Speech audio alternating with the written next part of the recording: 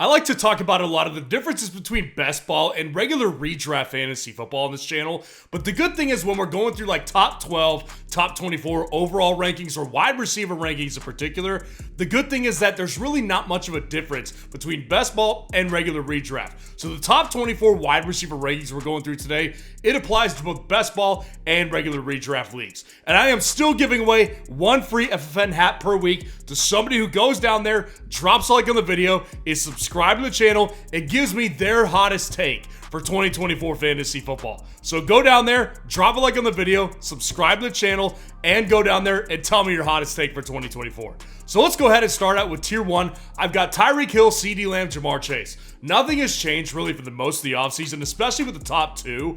I've always had Tyreek Hill over CeeDee Lamb. Now, the reason is because Tyreek Hill, I have always said, my rationale for it is that I just believe Tyreek Hill is going to be prone to more big explosion games than CeeDee Lamb will. It's not that I don't think CeeDee Lamb will have the big explosive games, but I do think that there's going to be a concerted effort throughout every defense that plays the Dallas Cowboys to stop CeeDee Lamb as much as they can. And the reason that they'll be able to do that more successfully than they will against Tyreek Hill is because Miami, they have a number 2 wide receiver who is almost just as much big play ability, Jalen Waddle. Whereas Dallas doesn't really have a number 2 wide receiver that's going to take away big plays from CeeDee Lamb. So if defenses take CeeDee Lamb out of the game, some games and some plays, they don't really have another option. Whereas in Miami, defenses know they can't do that because Jalen Waddle is going to come in and destroy them too. So I just think that there's going to be more big plays with Tyreek Hill this year than there will be with CeeDee Lamb. And on top of the fact, CeeDee Lamb is currently holding out of training camp, waiting for a new deal. We'll see if that actually has anything to do with it, but I've always had Tyreek over CeeDee. And then I have Jamar Chase in this same tier as well, simply because I do believe he has the potential to be this type of guy. I think he does have potential to be the wide receiver 1 in fantasy football this year, and only really if a couple things go his way. Like, number 1, Joe Burrow has to stay healthy. That is the number 1 way that it happens. Number 2, he's also got to stay healthy for a full 17 games as well. Hasn't done that since his rookie season. So those are 2 major factors here. The other 2 factors being if Tyreek Hill and CeeDee Lamb both have unexpectedly weaker seasons, I think Jamar Chase is the guy who, if everything happens for him, with him staying healthy and with Joe Burrow staying healthy, I think Jamar Chase has the most upside to be that wide receiver 1. Now, number 4 and 5, I've got Amon-Ra St. Brown and Justin Jefferson. Now, again, I've had Amon-Ra St. Brown ranked ahead of Justin Jefferson for about a month now, a little bit over a month, because of the fact that I just believe Amon-Ra St. Brown truly has both of a higher floor and a higher ceiling than Justin Jefferson. So Amon-Ra St. Brown and Justin Jefferson, lining the 2 of these guys up. Justin Jefferson has the problem right now to where, according to a lot of reports, Sam Darnold is taking the majority of first-team reps at quarterback for the Minnesota Vikings, meaning that their rookie, J.J. McCarthy, is not taking first-team reps. Now, what is to say that coming out of camp, J.J. McCarthy isn't the starting guy? He very well might be the starting guy out of camp. If it is Sam Darnold, it's going to lower his floor and his ceiling to a pretty decent amount, I think. And when we just look at Amon-Ra St. Brown, his situation is the exact same as it always has been.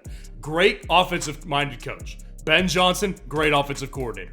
Offensive line, the number 1 heading into 2024, according to Pro Football Network, to protect the immobile quarterback, Jared Goff, who, yes, is immobile, but has a great deep ball and has always found Amon-Ra St. Brown to be a safety blanket for him. So Amon-Ra St. Brown, I'm confident, gets 10 to 9 targets per game. Whereas with Justin Jefferson, I'm sure he will get around that, but I just have more concerns with his quarterback than I do with Amon-Ra St. Brown. At number 6 and 7 and 8, I've got Puka Nacua, A.J. Brown, and Garrett Wilson all in this tier. So when it comes to Puka, I feel like I've been pretty consistent with Puka this offseason, which is, I like the player. Obviously had one of the greatest rookie seasons of all time of any wide receiver, and Matt Stafford coming back is a good thing.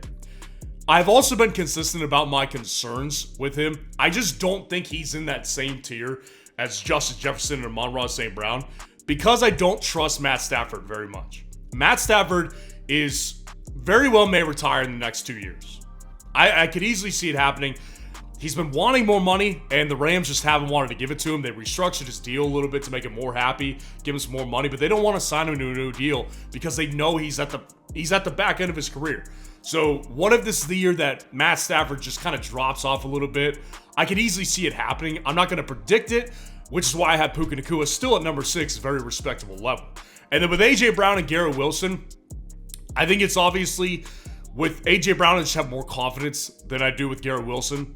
Garrett Wilson's real success at this level depends on Aaron Rodgers. With A.J. Brown, we know Jalen Hurts, even if he doesn't recover to be 2022 Jalen Hurts, A.J. Brown's still that number 1, capable of massive explosion weeks, similar to a Tyreek Hill, similar to a CeeDee Lamb, similar to Jamar Chase, but obviously has the issue with Devonta Smith that keeps him kind of handicapped to become one of those top 3 guys. With Garrett Wilson, it really is all dependent on Aaron Rodgers. Like, Garrett Wilson has been a good fantasy player for both years without Aaron Rodgers, but to really hit this next level to be a top 10 guy, Aaron Rodgers needs to stay healthy. And I don't even personally think Aaron Rodgers will be the same guy we saw just a couple years ago. I think we're probably going to see a 70% to 75% Aaron Rodgers. 40 years old, coming off an Achilles tear, but you know what? It's still so much better than Garrett Wilson has ever had in his 2-year career so far. So Garrett Wilson with Aaron Rodgers the full season, we know the target share's there. We know that the big playability will be there. So I have Garrett Wilson at number 8, depending on if Aaron Rodgers is healthy. At number 9 and 10, I've got Marvin Harrison Jr. and Nico Collins. Now, Marvin Harrison Jr. has been, I've said it several times this offseason, the highest ranked rookie wide receiver I have ever had coming into their rookie year. I really think it's all lined up immediately for him. Look at Marvin Harrison Jr.'s situation with Kyler Murray, a quarterback who most of us believe is a very good player, but just not in that elite level class of quarterbacks, but still has a great arm, good deep ball, and really when you look at it, has never had a true number 1. Now, he had a number 1 with DeAndre Hopkins, but it was not DeAndre Hopkins' prime. He was out of his prime by the time he got to Arizona, which is why he really never got a top 12 finish in Arizona, because he was just out of his prime. Marvin Harrison Jr. provides a pure number 1 in the prime of his career. So I just think that Marvin Harrison Jr. raises the level of Kyler's game, and Kyler raises the level of Marvin Harrison Jr.'s game. I think Marvin Harrison very much smash to be inside the top 10, and is definitely going to be a fantastic rookie season from a wide receiver. And then Nico Collins, he's the preferred guy in Houston for me. I see the arguments with Stephon Diggs. I see the arguments with Tank Dell. But I think when you follow the money, they had the chance to sign Stephon Diggs to an extension. They chose to not do that. They chose to let the last year of the contract play out and see what happens from there. Well, he's 30 years old and is not really exactly known to be someone who's quiet when he doesn't get the ball as much as he wants. So I think Nico Collins, when they sign him to $50 million guaranteed over the next 3 years, it tells you that they want him to be their number 1. And I think the chemistry that he built with Stroud last year, throughout the entire year, whether Tank Dell was there or not, just kind of shows you that they want Nico to be this guy, and I think he will be the guy. And at 11 and 12, I've got Chris Olave and Michael Pittman Jr. here. So with Chris Olave, I think really the last time I did these rankings, he was like a spot or 2 lower. And I said in that video, I think that's about what his ceiling is. And I think I feel very similar. I think this is around where his ceiling is. There's just not enough big play upside with Olave, and I don't think it's all his fault. Obviously, Derek Carr is an issue, and they didn't do anything in that offense, so it's all just very stale. The Saints have the most stale offense in the league. But we obviously know Olave's going to get tons of targets. He's going to be the number 1, and whether he gets 4 touchdowns or 8 touchdowns this year, that will be the determining factor of whether or not he can shoot past the ceiling that I have for him. But I think around this spot is where his ceiling is. And then with Pittman, I think it's just one of the best values in drafts, underdog drafts, ESPN drafts, sleeper drafts right now. Michael Pittman Jr. has immediate upside to be a wide receiver 1 with Anthony Richardson. Anthony Richardson coming into his first full year, big arm, obviously, and doesn't have the greatest accuracy. Didn't have it in college, didn't have it last year when he played. But the ultimate belief here that I have is with Shane Steichen, the head coach over there. I think this offense's ceiling is just so high because Shane Steichen is the one who turned Jalen Hurts into what he is today when he was the offensive coordinator with Philadelphia. Shane Steichen knows how to do it with a quarterback of a Jalen Hurts type. Anthony Richardson is very similar. And with Pittman, you know that they're going to use him as a number one. They signed him to a big deal this offseason. And even with the addition of Adonai Mitchell and with Josh Downs coming into his second season and Alec Pierce, it's like none of them come close to doing what Michael Pittman can do. So Michael Pittman easily at here at number 12. Brandon Ayuk at 13 and Davante Adams at 14. Now with Brandon Ayuk, I think the good news that we got is that he's reporting to camp. You know, he's with the San Francisco 49ers right now. Read a little bit that maybe he's not practicing right now. It shows me that he's going to be with the 49ers this year, though. The 49ers have no incentive to trade him. So if he stays with the 49ers, definitely going to have a top 10 ceiling, but definitely doesn't have the most stable floor. Guy who didn't get 110 targets last year. So the target share is what ultimately drives his price down for me. It drives his ranking down for me because I don't believe that we can rely on him as easily as we could rely on Michael Pittman Jr., who got 150 plus in 2023. Ayuk is just in a different situation where he's not like clearly the number one there. I think he's better than Debo, but with Ayuk there in San Francisco, I ultimately do bet on him over someone like Davante Adams because Davante is 32 years old. And I did a video a couple months back going through when the cliff is for a lot of big name wide receivers throughout NFL history. And Davante Adams is really at that cliff age right here. And with Gardner Minshew, it just kind of all feels like it might fall apart. So I think just based on target share, we could count on Davante Adams, but I prefer Ayuk over Davante Adams because I think he'll have more big play upside than Davante will this year. 15 and 16. Drake London and Mike Evans. So with Drake London, I obviously know that everybody wants to see him higher. I think everybody believes he can be a top 12 guy. I included believe that. I just want to see it first. Drake London, I've gotten flack for it all offseason. I'll continue to say it because it's the reality. Drake London and Garrett Wilson, very, very similar situations over the past 2 years. I would argue the Jets situation was so much worse. Yes, Garrett Wilson got more targets over the last 2 years than Drake London did, but he also had horrible quarterback play split between like 5 guys. At least Drake London had more quarterback stability. So with Drake London not even being able to crack 1,000 yards in each of his last 2 seasons, with a 36-year-old Kirk Cousins coming off an Achilles tear, I just don't think the ceiling is ultimately super high for Drake London. I think the floor is actually pretty stable this year as long as Kirk Cousins is there. But I just struggle to get on board with the higher ceiling for Drake London.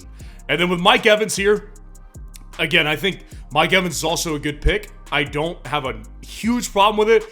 The 2 things that do worry me is that he is also at that cliff age to where most wide receivers find over the last, 20 years in fantasy football.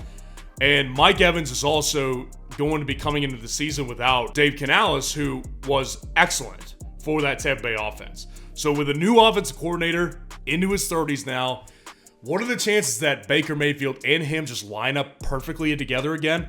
I think it can happen, which is why he's at 16, but I do have my doubts about this one. And then DJ Moore at 17 to round out this tier. I think DJ Moore is also a great price as well. I would say more volatile than someone like a Michael Pittman, who I was talking about earlier. But I think DJ Moore, really when you line it up, with all the new wide receivers they got, right, in Chicago, they've got 3 alphas there. DJ Moore, Keenan Allen, and Rome Odunze. They're all alphas, number 1s. And it's not that I believe that DJ Moore is better than all of them, but I ultimately do believe that with Chicago and what he did for them last year, he was their best playmaker by a mile last year. And it wasn't just some run-of-the-mill season to where they could easily justify replacing him as their number 1.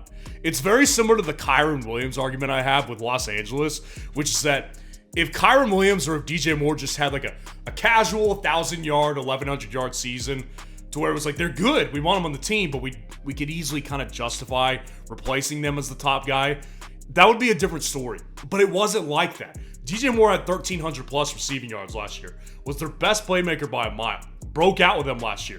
Similar to Kyron Williams, I just don't really find it as likely they could replace him, which is why when I go to Underdog right now and I see that his line is 950.5 receiving yards, that is a smash higher for me. I just don't believe that when we look at Chicago's situation, we can justify DJ Moore going down because he's in the prime of his career with the best quarterback he's ever played with. So go on Underdog if you haven't done so already. Use code FVEN to sign up and they will give you $250 in free bonus cash when you deposit $10 to hit the higher on DJ Moore getting more than 950 receiving yards here. They're literally throwing free money at you for you to do this. So go on Underdog, use code FVEN if you haven't done so already. 18 and 19, Devonta Smith and Stephon Diggs. So with Devonta Smith, we just kind of know that what we can expect with Devonta Smith. He's a bust-proof wide receiver that I went through just about 2 weeks ago, and I don't see him busting because we know the target share is safe. The target share around 115, 120 targets per year, that's going to be safe. We also know he doesn't miss games. Dude does not miss games. So as long as Jalen Hurts doesn't collapse this year, Devonta Smith's going to continue to be very important in that offense. And they also just signed him to a big extension as well. So we just know. It's not as exciting to talk about Devonta Smith. It's kind of how I feel personally, just because we kind of know what to expect with him. But with Stephon Diggs, I'm not going to sit here and say I think that 2 Houston wide receivers will be inside the top 20. I do think it's possible, though, for certain. Like, obviously, CJ Stroud coming into his second year off one of the best rookie quarterback seasons of all time. Stephon Diggs also has been one of the best receivers in the league for the last 5 to 7 years. Stephon Diggs should be very good unless this is the cliff. Unless it's the cliff, which is very possible. He's at that age where the cliff might be this year. And like I said, they had the chance to sign him to a multi-year extension. They chose to not do it. They chose to just let him play out this year and see what happens from there. So I'm a little leery on Stephon Diggs, but obviously I think he's a very good player in fantasy if he continues to do what he's done the last several years. And with the quarterback with CJ Stroud, he doesn't get a downgrade. Now, Deebo Samuel and Jalen Waddle are here at 20 and 21. Now, with Deebo Samuel, I think it just comes down to him being the most boomer bust player at the wide receiver position. I think we can all acknowledge his boomer bust tendencies. And it's not a stretch to say that it's like he's the most boomer bust in the league. It's a guy who is either going to get you a top 5, top 10 finish, or he'll be like a wide receiver 4 or 5. It all depends on a couple different factors. How many times does he get the ball on the ground? How many times does he get rushes? And how many games does he play? Because over the years, we've seen a mixture of injuries derailing the season and not getting as many carries as he should for fantasy upside. So with Deebo Samuel, assuming that he's got everything, he'd finish higher than this. But this is kind of where my median floor is for Deebo Samuel. And with Jalen Waddle, I think that Jalen Waddle is also in a great situation similar to Devonta Smith. If you look at what happened with Jalen Waddle last year, number one, he missed a couple games. And number two, the touchdowns just weren't there for him. Is that because Jalen Waddle can't score anymore? Is that because Miami's offense isn't geared for him? I don't think either of those things are true. I think it was just a down year for him. So Jalen Waddle at the wide receiver 21, again, the ceiling is higher than this. It's very similar to Deebo, where it's kind of like a median floor for me. But as long as Jalen Waddle is healthy for the full season and the offensive line can protect Tua, Jalen Waddle, I would bet on him getting more touchdowns than he did last year. And if that's the case, he'd probably finish around the top 15. Now, the last tier here, we're rounding it out with Malik Neighbors, Tank Dell, and DK Metcalf. So with Malik Neighbors, he had to drop for me a little bit just because I really do believe that the upside is just not very high. I think that when you look at what he should get with targets, that's a great thing. Like, he's going to get probably at least 130 to 40 targets this year. I don't doubt that whatsoever. What I do doubt is New York's efficiency on offense with Daniel Jones and how many touchdowns Malik Neighbors could get as a result of that. So I just worry, like, what's the ceiling for Malik Neighbors? I'm kind of convinced it's just not very high. So I ultimately like other guys so much better than Malik Neighbors, although I do just think just based on a target basis, he'll be a top 24 guy. Now, when I'm looking at Tank Dell at 23, again, going back to what I said about Diggs and Nico, It's not that I think that Diggs and Nico are both going to be top 20 guys. It's not that I think 3 wide receivers in Houston will be top 24 guys. There are several different factors that could definitely shift all these guys. Really, me putting 3 Texans wide receivers in here is to say they all have the potential to do it. Tank Dell included definitely has the potential. Tank Dell, if you just look at what he did last year on a per-game basis, very, very good player for them. And CJ Stroud really likes him. Handpicked him in the draft in 2023, and he obviously did very well until he broke his friggin' leg. But that's the one problem I have with Tank Dell is you just look back at history, there's just not any. No, it's not many, it's not any other wide receiver at his size that does well in fantasy because he's so freaking small. So I think the game has changed. I think it's going to make it more possible for wide receivers of his size to do this, but I don't think that he's the prototypical wide receiver one that Houston would want. That's why I like Nico better. And then with DK Metcalf, I know I've gotten so much flack over the years for being lower on DK than most, and I do acknowledge I think he should be a top 24 guy. DK Metcalf has done nothing but go down, though, the last several years in his fantasy finishes. And with the quarterback shortage, I just don't think that this is anything that we can look at and say it's going to get better for DK this year, especially when you add in Jack Smith-Njigba, who already last year was plenty involved. And all offseason, I've read that Jack Smith-Njigba is going to be a massive player in this offense. So, if anything, I think it just gets worse for DK. But of course, with the big play upside he has and those big boom game potential he does have, I think he should be a top 24 guy. So let me know what you think of the rankings in the comments below. And if you want to see the top 12 defense rankings for 2024 fantasy football, click on this video right here.